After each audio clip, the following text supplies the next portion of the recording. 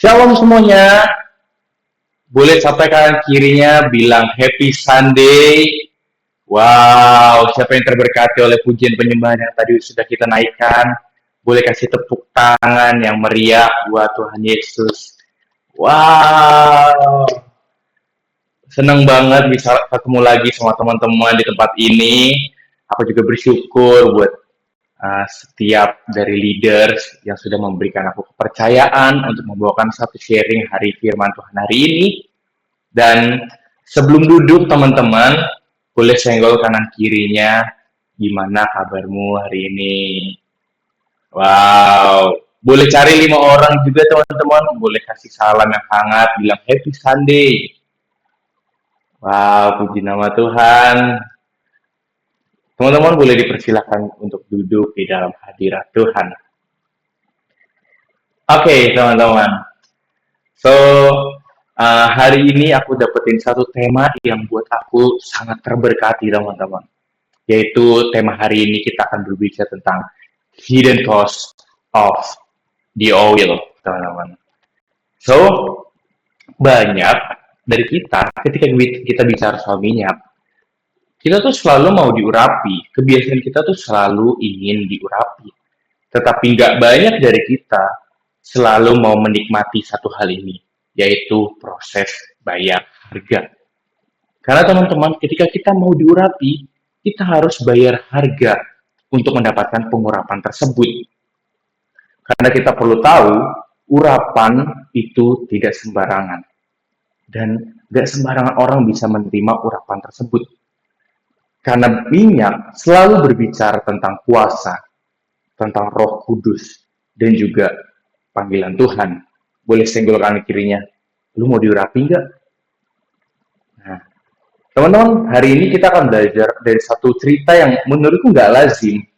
Karena seperti biasanya, yang mengurapi itu adalah Tuhan.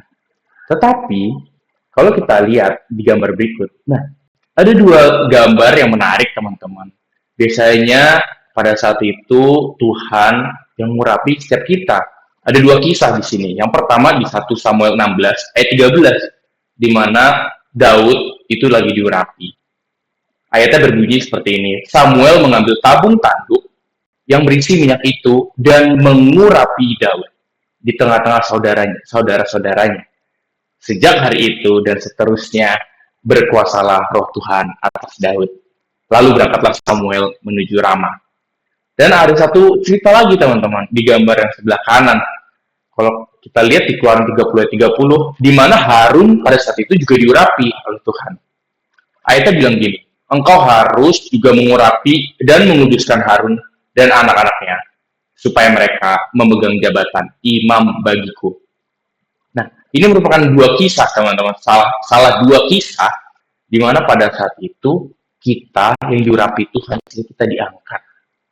Nah, di hari ini kita tuh lagi mau bahas satu kisah teman-teman, di mana ada seorang perempuan biasa yang justru mengurapi Yesus.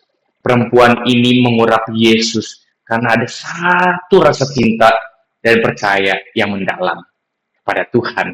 Perempuan ini hanya perempuan biasa teman-teman, yang kita sebut dengan Maria.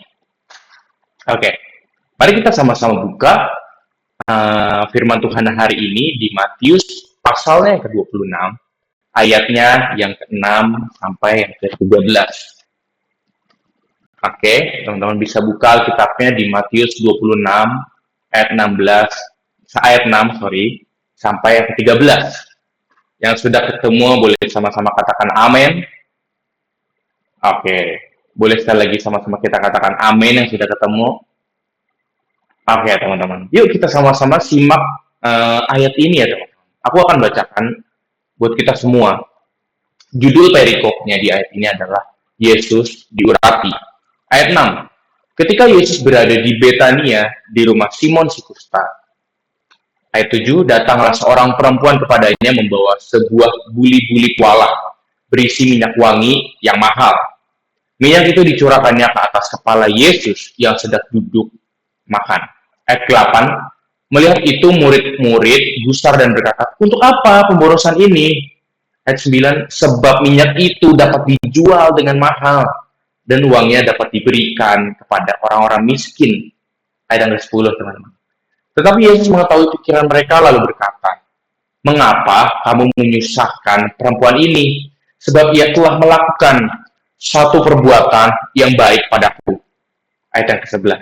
Karena orang-orang miskin selalu ada padamu, tetapi aku tidak akan selalu bersama-sama kamu. Ayat yang ke-12. Sebab dengan mencurahkan minyak itu ke tubuhku, ia membuat suatu persiapan untuk penguburanku. Ayat yang ke-13, teman-teman. Mari kita baca sama-sama ya. Aku berkata kepadamu, sesungguhnya di mana saja Injil ini diberitakan di seluruh dunia, apa yang dilakukannya ini akan disebut juga untuk mengingat dia. Amin.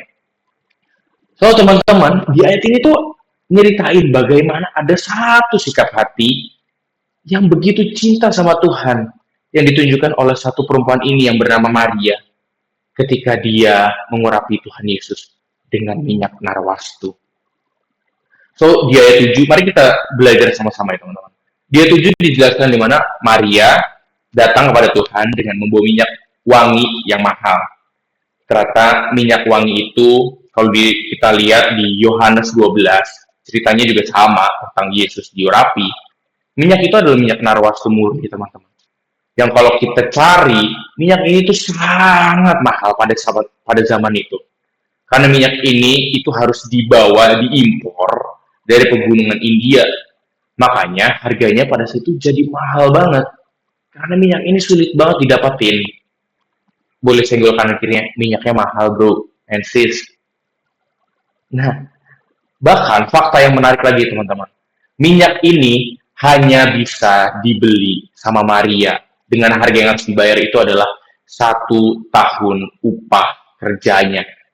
Wow. So, minyak ini sangat mahal pada saat itu. Tetapi Maria mempunyai satu tujuan, yaitu mengurapi Yesus dengan minyak tersebut. So, ada yang menarik. Mari sama-sama kita pelajari, teman-teman. Waktu Maria mengurapi Yesus, yang dia lakukan itu bukan sekedar dia menuangkan secara perlahan ke kepala Yesus, kemudian mengurapi Yesus, dibuka tutupnya dengan perlahan. No, yang dilakukan pada saat itu, teman-teman, yang dilakukan perempuan itu, justru dia memecahkan buli-buli minyak itu, lalu dituangkan ke atas kepala Yesus. Nah, ini ada satu gambaran teman-teman di slide sebelumnya, bahwa yang dilakukan Maria itu mengambil minyaknya, tapi dia tidak membukanya dengan perlahan. Tapi minyak yang mahal itu langsung dia pecahkan tanpa ragu dan menuangkannya ke atas kepala Yesus dan kemudian mengurapi Tuhan Yesus. Teman-teman, perhatikan ini baik-baik. Cinta sama Tuhan itu melakukan, bukan banyak alasan. Cintanya kepada kita, kepada Tuhan itu harus selalu membawa sesuatu yang menggerakkan kita untuk mau memberikan yang terbaik kepada Tuhan dan bukan banyak alasan, teman-teman. Boleh senggol kanan kirinya, jangan banyak alasan kalau ngasih ke Tuhan. Yes, teman-teman.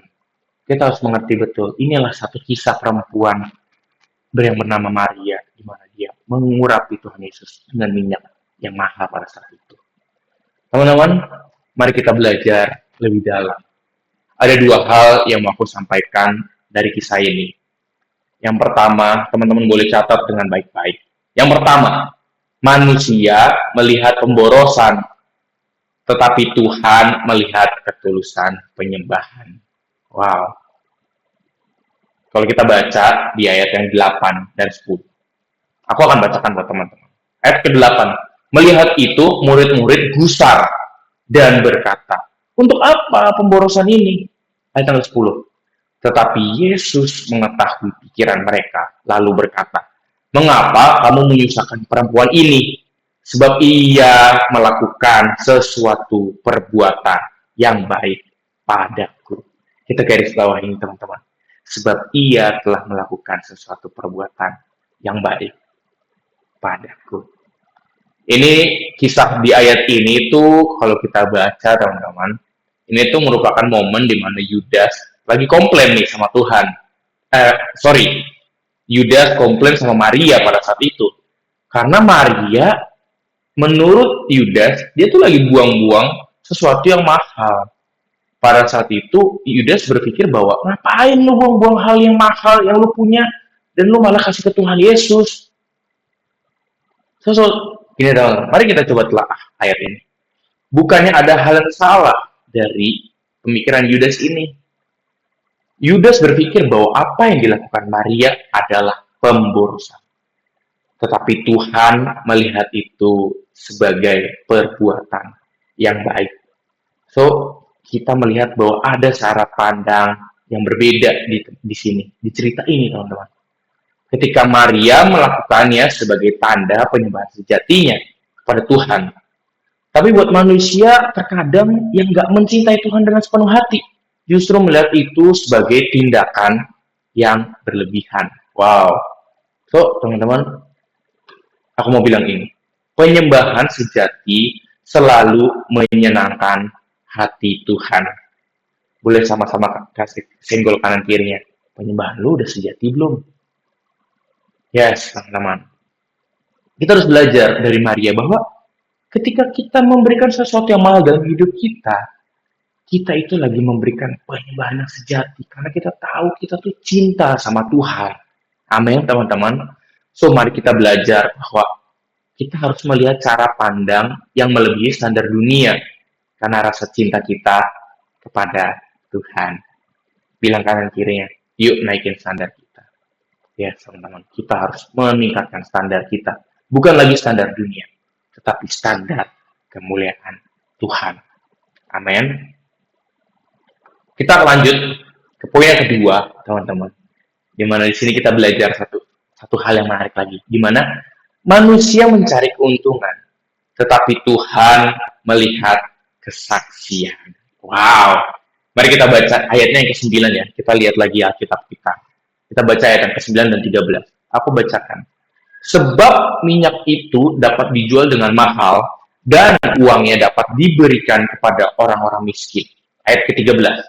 Aku berkata kepadamu, sesungguhnya di mana saja Injil ini diberitakan di seluruh dunia, apapun yang dilakukannya, ini akan disebut juga untuk mengingat dia. Wow. Manusia suka cari keuntungan, tapi Tuhan selalu melihat kesaksian. Kalau kita baca ya teman-teman, iblis tuh paling suka sama hal ini. Iblis tuh suka banget membohongi dan suka memutarbalikkan firman Tuhan.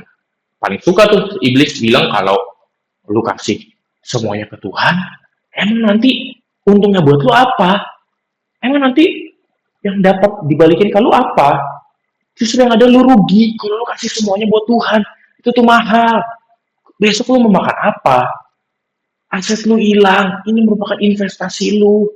Ketika nanti lu jual, itu justru bahkan bisa menghasilkan banyak lagi uang. Kenapa justru lu malah kasih ke Tuhan? Nah, ini tuh sama yang Yudas pas itu dilakuin, teman-teman, di kisah cerita ini. Dimana justru Yudas marah. Justru dia berpikir bahwa mendingan minyak ini dijual, nanti keuntungannya kita kasih ke orang miskin. Nah, kalau kita baca lebih dalam, teman-teman, ketika aku cari, Yudas ini kenapa sih, men? Kenapa dia malah berpikiran bahwa lebih baik dijual dan diberikan kepada orang miskin? Ternyata Yudas ini licik, teman-teman. Bilang sama kanan kirinya, Yudas ini licik. Nah, jangan, aku percaya di sini gak ada teman-teman yang licik ya. Bilang kanan kirinya, awas lu ya licik sama gue. Nah, Yudas ini tuh licik, teman-teman. Jadi pada saat itu, Yudas ini sering banget ngambilin uang yang disimpan di dalam uang kas untuk keuntungan pribadi dia. Aku yakin dan percaya di gas ini tidak ada yang suka mencuri. Amin. Oke, listen up, teman-teman. Kalau Yudas menghitung nilai minyak, Yesus justru menghitung nilai hati dari seorang Maria. Kalau Yudas pada saat itu melihat apa yang bisa dia dapat ya, apa ya keuntungan yang bisa gue dapat ya, tapi justru Tuhan Yesus melihat apa yang Maria korbankan pada saat itu. So, teman-teman, mau nggak kita ubah cara pandang kita? Dimana kalau hari-hari ini kita mengikuti Yesus untuk mencari keuntungan, mau nggak kita ganti paradigma kita? Sekarang kita harus mengikuti Yesus untuk menjadi kesaksian. Biarkan pengurapan itu turun atas hidup kita, sehingga kita mengikuti Tuhan bukan lagi berbicara tentang keuntungan, mencari hal yang bisa kita dapat banyak apa ketika kita sudah memberikan yang terbaik pada Tuhan. Tapi biarkan seperti Maria yang memecahkan buli-buli minyak tersebut dan diurapi kepada Tuhan Yesus. Biarkan urapan itu juga turun atas hidup kita, teman-teman. So, ini menjadi reminder buat hidup kita, teman-teman. Kalau saat ini Tuhan lagi nanya ke masing-masing kita, apa yang masih kita simpan dan tahan rapat-rapat dari Tuhan? Coba kita cross-check hidup kita. Apa sih yang selama ini masih menjadi hal yang selalu kita pegang dan tidak kita pernah mau kasih ke Tuhan? Mau sih, kita selalu mau diurapi Tuhan ketika leaders minta, yuk maju ke depan, kita menerima pengurapan dari Tuhan. Semua dari kita pasti mau.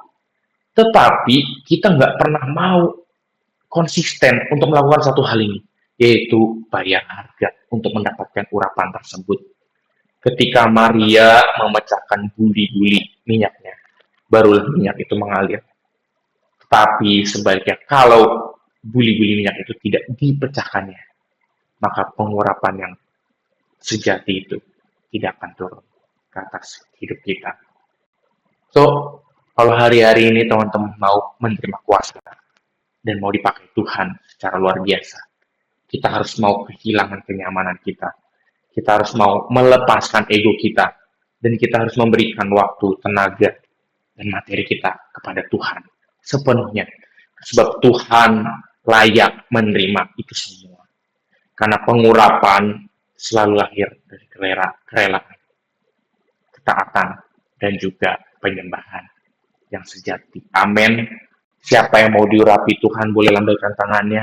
Ingat baik-baik pesan Tuhan hari ini bahwa kalian harus memberikan hidup kalian, apa yang kalian punya, menjadi penyembahan yang sejati kepada Tuhan. Sehingga melalui hal tersebut, pengurapan Tuhan lahir ke atas hidup kita. Amin. Tuhan Yesus memberkati.